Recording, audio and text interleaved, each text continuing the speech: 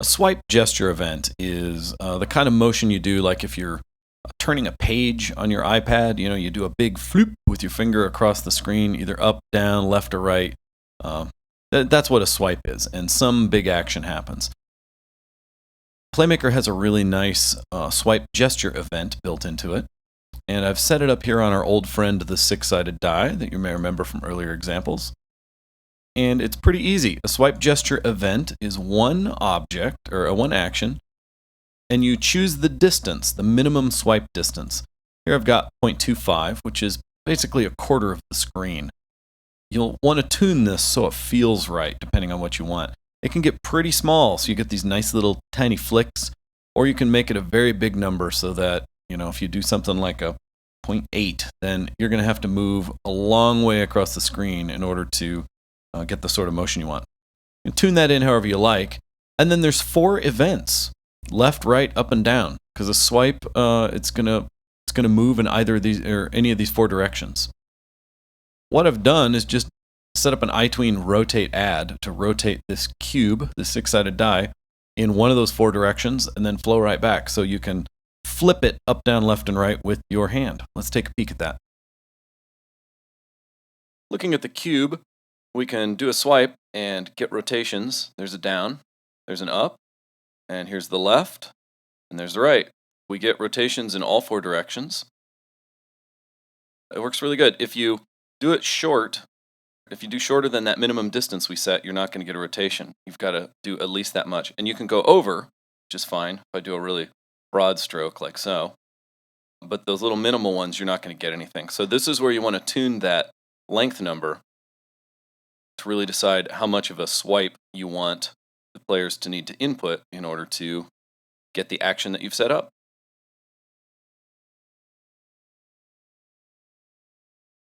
Now that we have swipe gesture events working, I've gone back to our little game here with our crazy little maze, and I've brought back the cube so we can move around, and I've added a little bit more gameplay to it that I'm going to walk you through. And let's look at how this is all set up. So to start with, I have a little game manager here. And on startup, I just really, set the position of things. This is really just kind of a setup and cleanup sort of a thing. So the six-sided die gets its position set, which is where you see it right here, beginning of the game. So it's in the space we expect it to be.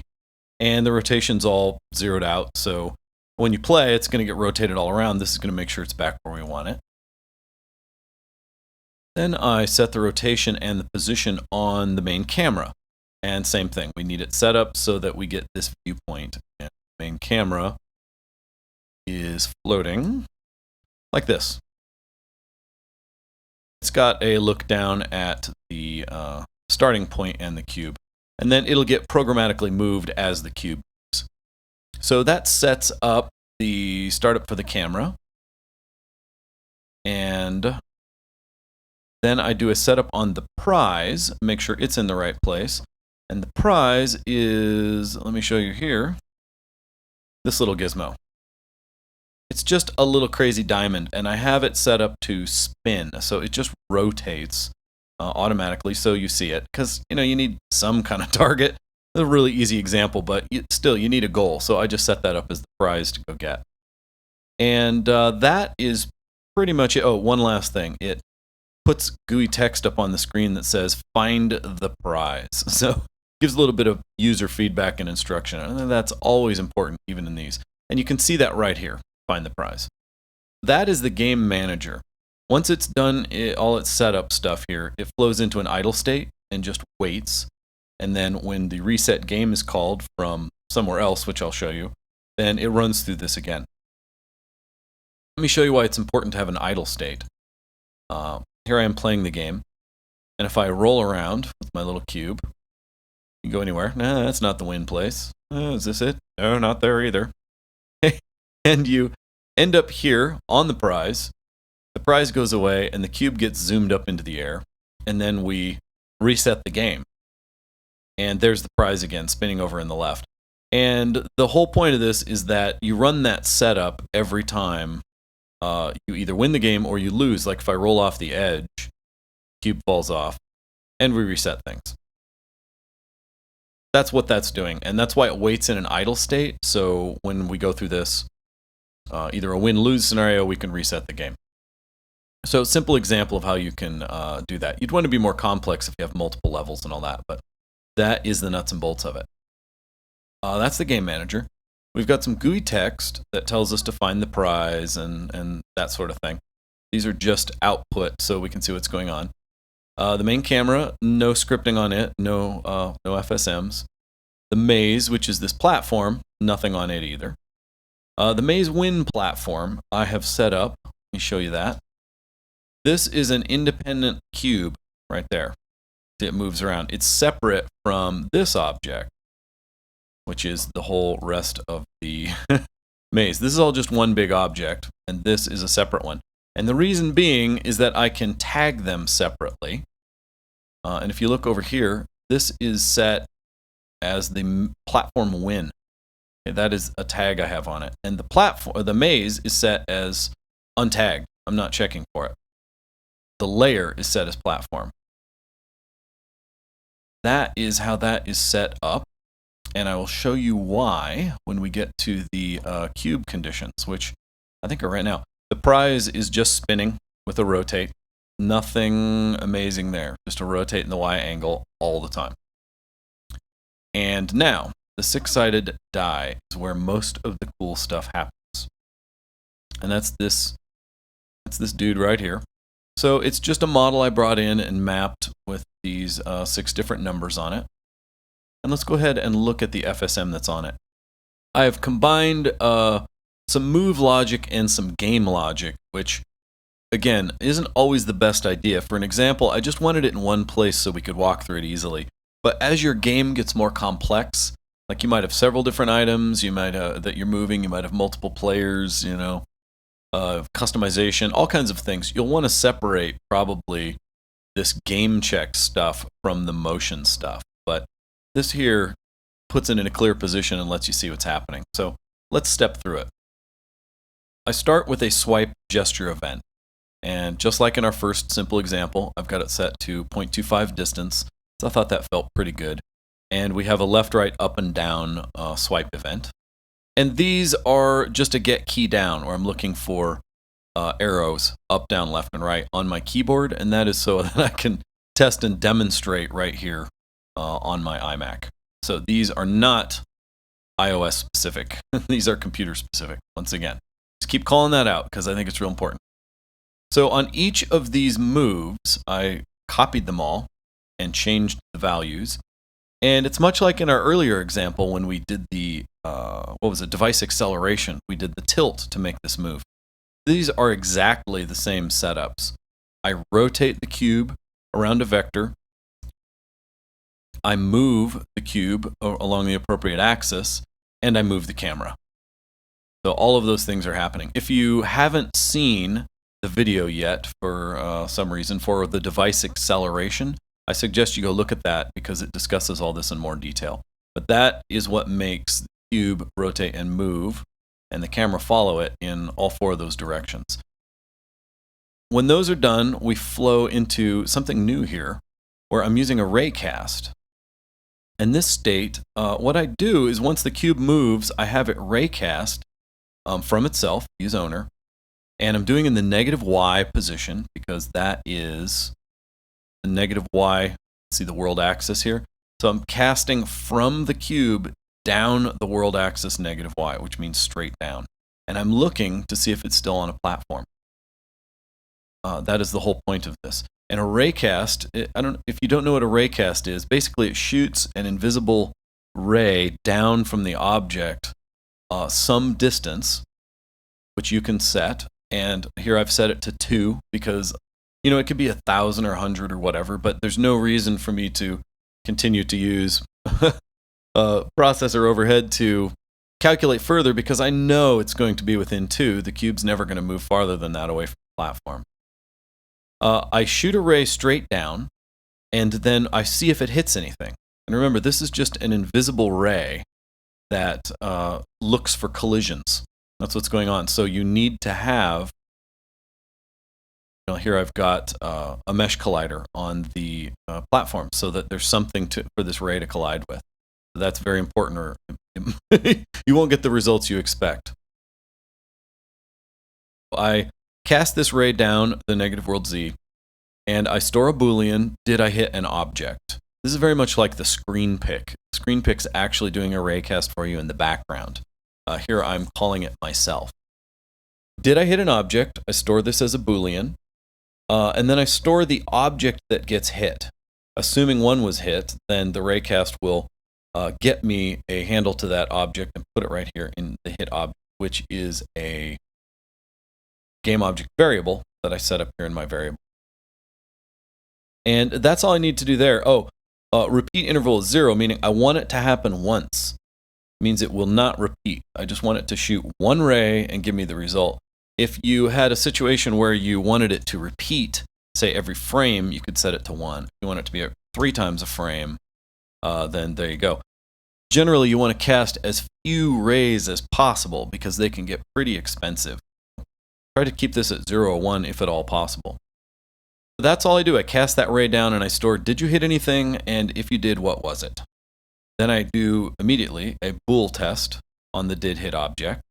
And if it's true, I set up for the next move on the cube. If it is false, then I trigger the cube to fall because I assume if the ray didn't hit anything, it must no longer be over the platform. And let me show you one more time, just so really clear on what I'm talking about. If I make a move like this, it did a ray cast and it checked to see if it was over the platform. And in this case, it was. So it allows me to move again like that. And once again, it's over the platform, so it lets me move. Here, I'm going to roll off to the right, off the platform. And that time, the ray cast came out false. It was not over platform, like here. So it triggers the fall. And let me show you how that works.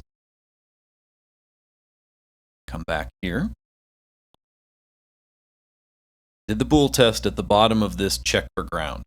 So the raycast bool test, that's all that's going on there, but it gives us a whole lot of functionality and information.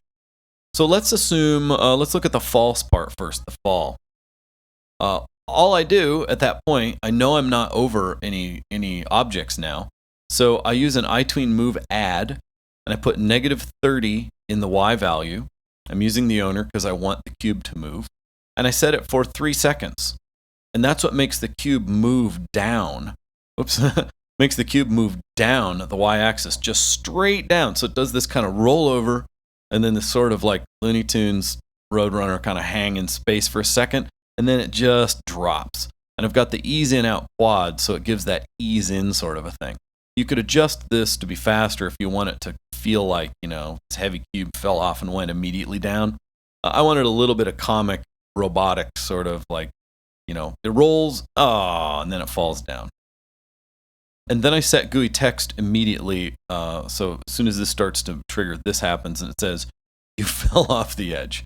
Because why not rub it in, right? Why not tell the player? And then on finished, this flows out to reset game, and all that does is send a event to call the reset game, and if you remember, let's go back and look to the game manager. It's hanging out in the idle, and then it calls this reset message, and then we put everything back into its position again. We've reset the game so that it's absolutely ready to roll again. Just back and forth with that. Alrighty. Once more, let's look at the die, because we've handled the fall. So let's come back to the check for ground, and let's assume it was over the ground this time, and let's follow that path, which leads in this direction. So we check then for a win, because if we're over a platform, we must also, maybe we've won. We might have reached the spot where we needed to. So let's check for that every time. Remember here, we stored the hit object, and we stored it in a game object variable so we could do something with it later. Well, here's where we're going to use it. In check for win, I get the name of the hit object. So I use get name, pass in hit object, and I store the name as test output here. And then I'm setting GUI text, and this is going right here. And so that tells me what object I was over. You don't need this, but since it's in the example, I want to show you what's going on there. This is outputting it so that as I play, you can see here, it's telling me, see, I'm over the grid, which is the name of that maze object. And then when I finally get over here to remember this object here underneath the spinny thing is the separate maze win platform. So watch this really quickly before the reset. When I roll over it, it says maze win platform. And then we do the reset. And I'm not updating it, so of course it still says that until I update it again with grid. So that's what's happening there. Just outputting some text there, totally not necessary for the game, but it is in the example. I want you to know what it is. Then game object compare is what is really important. I pass in the hit object. I compare it to something. In this case, I've stated that I want maze win platform specifically, and I did that just by dragging. In this case, just drag maze win platform right in there. It's that easy. You could also pass in a variable or anything else you wanted. I check to see if what I hit is this. In other words, compare these to each other. And if they're equal, meaning if I did hit that, then I want you to flow out to this wait state. If they're not equal, then go to the next move. So let's assume we rolled over the grid instead of this maze win platform. Next move just moves us right back here to the idle state, and we can do another swipe and we can move again. So we've just reset the cube for another move, and then we can cycle through this again. But if we did hit the maze win platform, we rolled over top of it, we go into the wait state, and or use the wait exit, and that goes to rise. I set the GUI text to say, you win. And that's that GUI text over here on the left. That's all I'm updating. Seriously, I can, even though it's cheesy text like this, always output something to the player and tell them what's going on. It's so very important. Do it 2 or 3 different ways if you can. You know, if it's a real game, you'd want to play big sparkly effects and play a sound and, you know, just really make a big deal out of it. They won. You know, that's what makes them feel better. That's part of the game design. I do that. I set the position of the prize, which remembers that little spinny diamond thing, and I just set it to 50 in the y-axis. All that makes it do is jump up in the air instantly. It just jumps up in the air, which gives it the illusion of disappearing because 50 is above the range of the camera, and it's pretty easy to see. Let me zoom way out here, zoom back, and if you watch up here in the sky, if you watch up in this area, if I play and roll the cube around, assuming I could win at my own cheesy game, you'll be able to see this example. So I roll this way, and boop, you see it like right up at the top, right here. It jetted up into the air. Kind of hard to see, but I shot it way up in the air so that it's just not going to be seen. And then that way I don't have to create and destroy it, which, if you remember me saying in earlier examples, can be a real hit on mobile devices. Just move the thing off the camera, and then when you reset the game, move it back. It looks the same as if you'd created it and destroyed it, but you've just moved it, which is much faster. That can be done instantly. Move the thing, let's set the position there, and then I call an iTween move to, and I do basically the opposite of what I did when the cube falls. I set it to a 20 in the positive y of the cube in its own space, and I do that over 3 seconds, and I use my old friend ease in out quad right on that. Oh, I'm sorry, I do it in world space so it moves up because the cube remembers rotating. So if I did it in local space to the cube, up to the cube, you know, positive y might be, I don't know, off to the side or pointing down at the platform or some crazy thing. Do it in world space. So that just floats up and, again, off away from the camera for 3 seconds. And, you know, it's some kind of a thing. So, and remember, the player can't move the cube here because all of the movement controls are right here. Swipe gesture event in this other state. So this ensures that they can't fiddle with the cube while it's doing its rise win animation. And at the end of that 3 second time, right there, we flow out into the reset game, which the same one we used as the fall. So this one we're being efficient again. We're just doing it once. So that resets the game, flows out here so you can play again. So that is it. And even though you've already seen it run here, I'm going to show it to you on the iPad with swipe events. doing the same stuff. Here's the game running on the iPad, and I have the same swipe gesture distance set up as in the first example. Doing a swipe in whichever direction will move the cube in that direction. Left, right, up, down. Whoops. Helps you do it. Hard for me to do it that direction.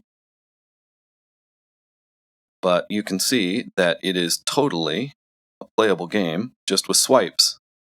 It's pretty neat. If I can win here. I think I could win my own game, even with easy swipes. And there we go.